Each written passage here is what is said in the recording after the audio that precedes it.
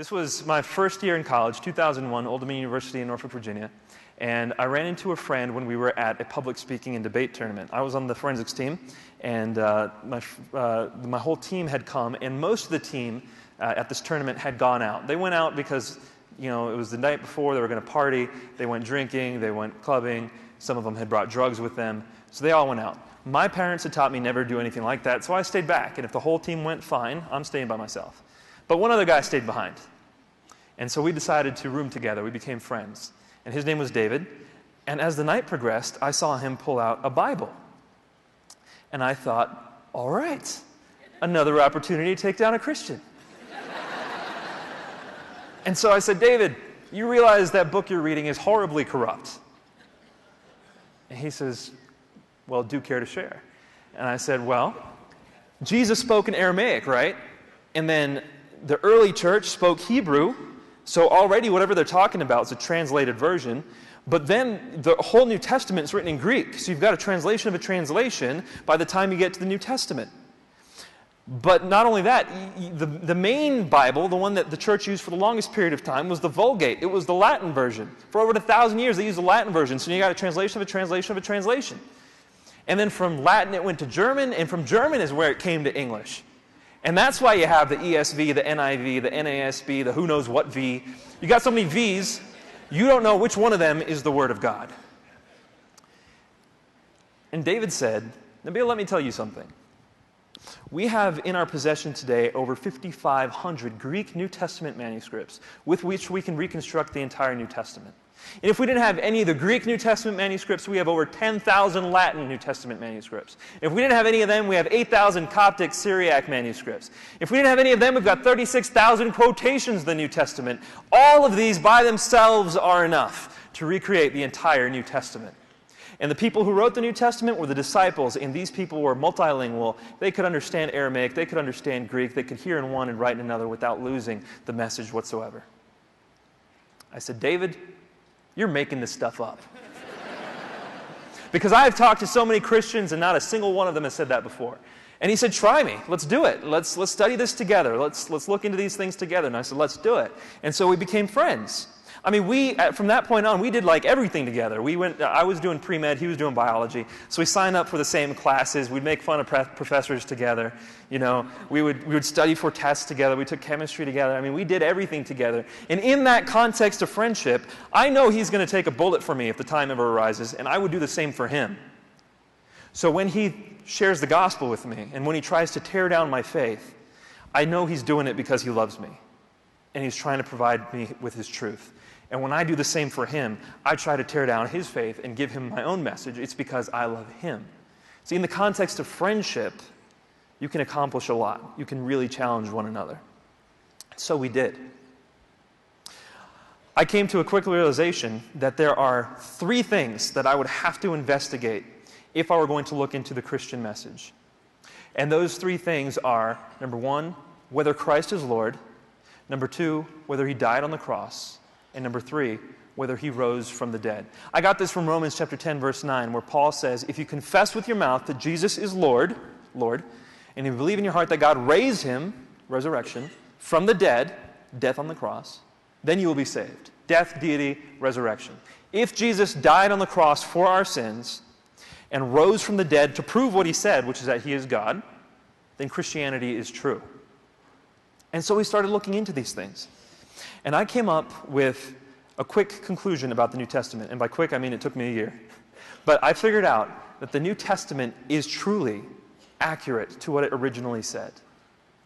If you study the history of the New Testament, you study the manuscripts, and you take a look at the evidence that we have, what they say today is what they have always said. Now, there are lots of Muslims who do good works out of love for Allah, but the vast majority of Muslims I knew growing up did good deeds just so that they could please their God, so that they could earn their favor with him. And that makes a lot of sense because Muslim soteriology, in other words, the way Muslims are saved, is they think they have to do more good deeds than bad deeds. If you've done more good than bad, then at the end of times, God will allow you into heaven. And so to them, if you ask a Muslim, what's the most important part of your faith for you, they will say, oh, it's the 5 pillars of Islam. To proclaim that there is one God and that Muhammad is his messenger, to pray the 5 daily prayers, to pay alms, to fast, to go on pilgrimage. These actions please God, and they are the central part of what we're supposed to do as Muslims. That's what matters most. So you see, the actions, you're supposed to earn your favor with God, is very, very important as a Muslim. So to sum it up, take a look at the slides here. Allah is God and Muhammad is His messenger. Performing the 5 pillars pleases Allah, and if we are good Muslims, we will go to heaven. That's basic Islamic belief. But is it true? That's what really, really matters to Muslims and to Christians. If you're able to go to a Muslim and say to him, Muhammad never existed. Now, by the way, Muhammad certainly existed. But if you're able to prove to a Muslim Muhammad never existed, that Muslim would stop being Muslim because his message is false. He believes that Muhammad is the messenger of Allah. Same thing with the Quran. If you can prove to a Muslim the Quran was never revealed by God, then that Muslim would have to leave Islam because it's not true. And we have something analogous in Christianity, do we not? If Christ is not risen, our faith is in vain, and we are most of all to be pitied. In other words, if the resurrection did not happen, Christianity is false, and we're the most to be pitied. I mean, it would be just stories we tell ourselves to feel good if Christ didn't actually rise from the dead. But it's the fact that He did in history, Jesus Christ, a real man, did die on the cross and really did rise from the dead. It's that fact that grounds our faith in truth and gives us real hope and real meaning and real purpose. And so, as a Muslim then, truth really, really mattered. Where does He claim to be God? It took me a while, but I began to realize that when I read the New Testament the way it's supposed to be read, from the perspective of those who understand the Old Testament, then Jesus very clearly claims to be God. I didn't want to go to John. Most people said, look at John. In the beginning was the Word was with God, the Word was God, and the Word became flesh and dwelt among us, and we beheld His glory, glory of the only begotten. Look, clearly Jesus is claiming to be God here. Well, number one, no, it's not Jesus talking, that's John talking. But number two, that's the Gospel of John. That's really, really late. I want to look at the beginnings of Christianity. I want to see how, from the very first part of the Christian message, Jesus is proclaimed as God. And so I went to the first Gospel, the Gospel of Mark. And it was precisely there where I read Mark chapter 14, verse 62, which when I understood what that verse was, it blew my mind. Here Jesus claims to be the Son of Man from Daniel. He claims to be the I Am from Exodus. And He claims to be the one sitting at the right hand of the power from Psalms 110, verse 1. Jesus very clearly claims to be God in Mark chapter 14, verse 62, when you understand its context. And so I said, all right, fine. Well, how do we know He died on the cross? Did He actually die on the cross? Because the Quran told me Jesus did not die on the cross. The Quran says in chapter 4, verse 157, وَمَا قَتَلُوهُ وَمَا صَلَبُوهُ. We killed Him not, nor did they crucify Him, but so it was made to appear to them. So as a Muslim, I believed what the Quran told me. Jesus did not die on the cross. But Christians think Jesus certainly died on the cross. So this was a good litmus test right here. Which one's true? Which one's false? So I said, I'm going to study Jesus' death on the cross from a historical perspective. I want to see, did He actually die on the cross? And no matter how you look at it, whether you're an atheist, agnostic, Jew, Buddhist, however you look at it, if you're a historian and you're studying the evidence of Jesus' life, you have to conclude that He died on the cross. Every scholar who studies Jesus' life concludes that Jesus died on the cross. In fact, what they say is that if we can know anything about Jesus' life, it's that we know He died on the cross under Pontius Pilate. And the third thing, the issue of the resurrection, did Jesus rise from the dead? Again, if Jesus didn't rise from the dead, the Christian faith is in vain. So how can I know whether Jesus rose from the dead? Well, as luck would have it, God brought to town a debate. It was a debate on whether Jesus rose from the dead. It was between a Christian named Michael Licona and a Muslim, Shabir Ali, both very respected in their fields. And as I was watching the debate, I was still a Muslim. As I was watching the debate, I concluded that the Christian case was far stronger.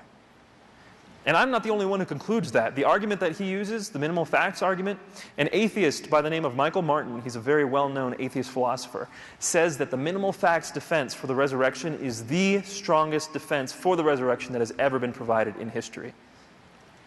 And so I stepped away from the evidence. I said, let me back it up. What I believe truly does matter. I want it to be true. Let me take a look at this. I began to realize that the case for Christianity was very, very strong. But I didn't accept it. And this is hard to explain, but the reason I didn't accept it was because of subconscious factors. There was a lot I would have to give up if I were to become a Christian. I didn't realize this. This wasn't at the tip of my head. But there was a lot I was going to have to give up. I mean, the biggest one, right? Chapter 5, verse 72 of the Quran makes it very clear. If you believe Jesus is God, you are going to hell. Chapter 5, verse 72 of the Quran.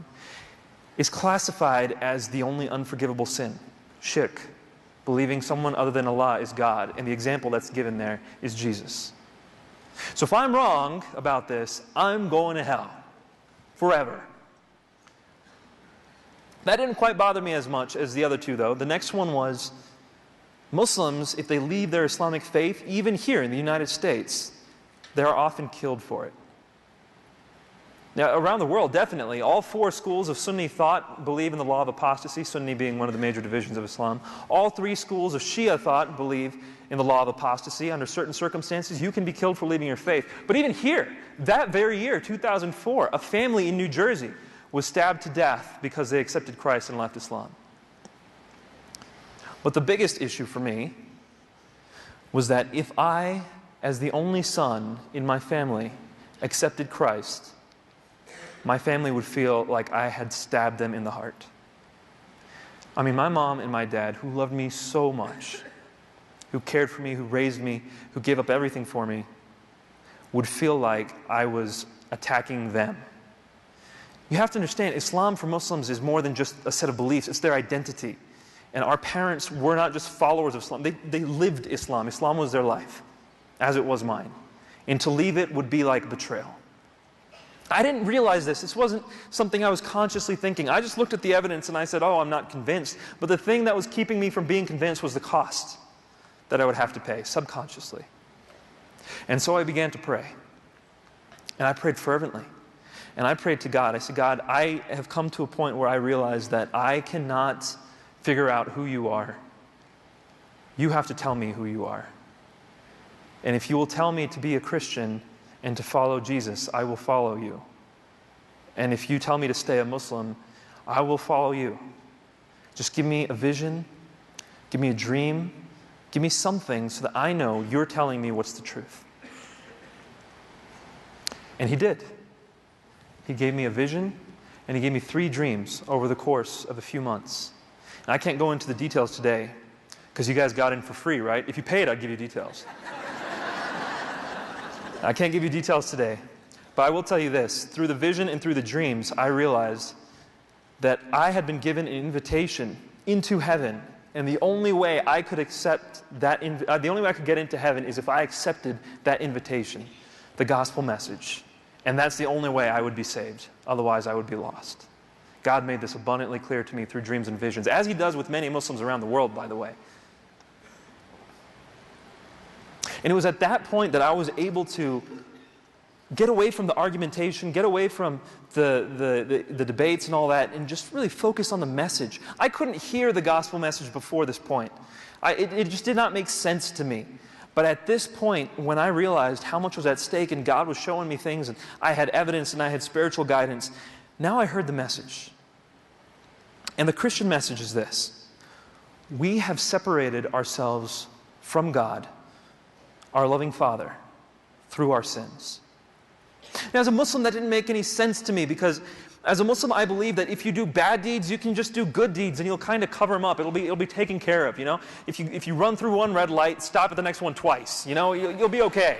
You know, just, it's all okay, you know, at the end, just do more good than bad and you'll be fine. But what I realized when I really listened to the Christian message and understood it, I realized that sin is not like that at all. In fact, what makes sin so devastating is that God is holy. What does holy mean? Holy means set apart. It means God is above, is beyond. He's set apart from everything. And who is God? God is life. God is love. God is goodness. God is joy. God is hope. God is peace. God is purpose. And if I sin, what I am doing is I am intentionally removing myself from all of that. I'm removing myself from life, from love, from joy, from hope, from peace, from purpose. I am taking myself away from the source of all goodness when I sin. I am destroying my soul because sin is devastating. It's not just I can do more good things than bad. No, I'm supposed to do good anyway. The sin destroys you. I heard that message and I grasped it. And then I realized, wait a minute. Are you telling me that I have separated myself from God? How can I bring myself back? I can't. I cannot bring myself back. But God knows that. And God knew that from the creation of the world.